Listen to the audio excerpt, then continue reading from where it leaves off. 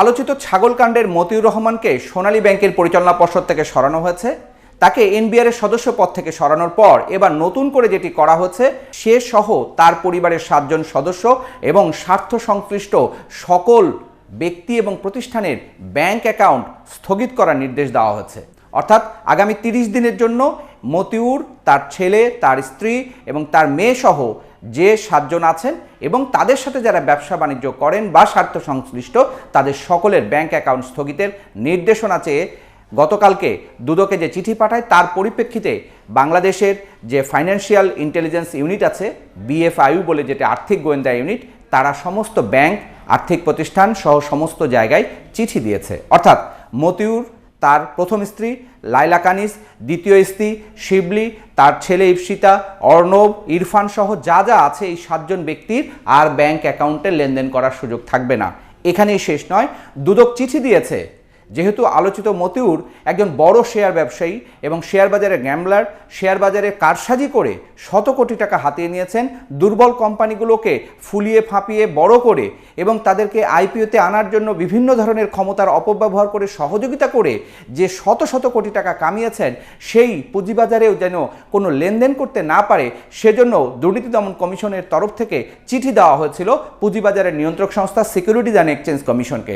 Securities and exchange commission সেই পরিপ্রেক্ষিতে এই মতিউর, তার স্ত্রী, পরিজন সহ যারা যারা আছে কোনো অ্যাকাউন্টে যেন শেয়ার লেনদেন, অর্থাৎ বেনিফিশিয়ারি ওনার্স বা বিও অ্যাকাউন্ট বলে যেটি আছে, শেয়ার বাজারে লেনদেন করা হয়, সেই অ্যাকাউন্টগুলো ফ্রিজ থাকবে, স্থগিত থাকবে।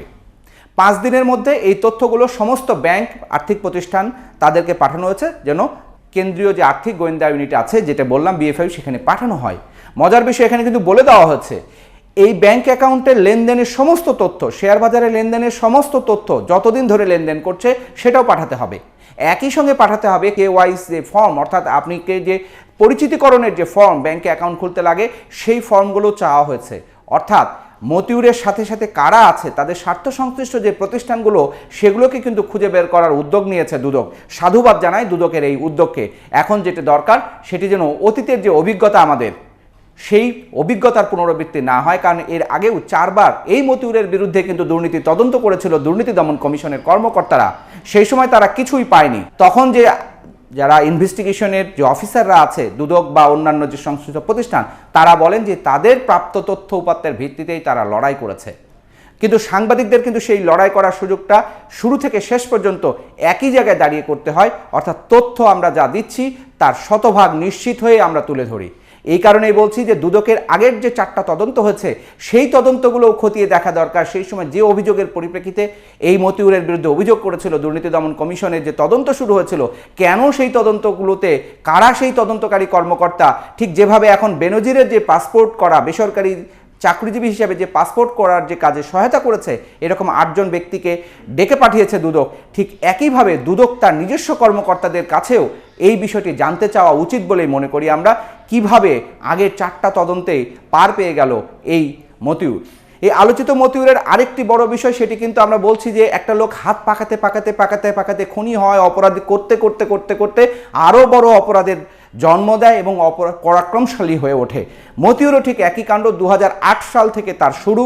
এই 8 সাল থেকে বিত্ত বৈভব বাড়াতে বাড়াতে বাড়াতে বাড়াতে প্রকাশ্যেই তিনি আজকে সমস্ত কিছুকে পাহাড় সম করে তুলেছেন সবার নাকের ডগায়।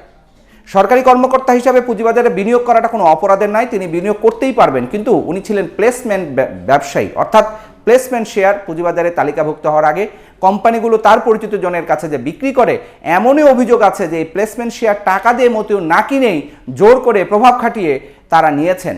এই অভিযোগটিও তদন্ত করার কাজ শুরু করেছে সিকিউরিটিজ অ্যান্ড এক্সচেঞ্জ কমিশন।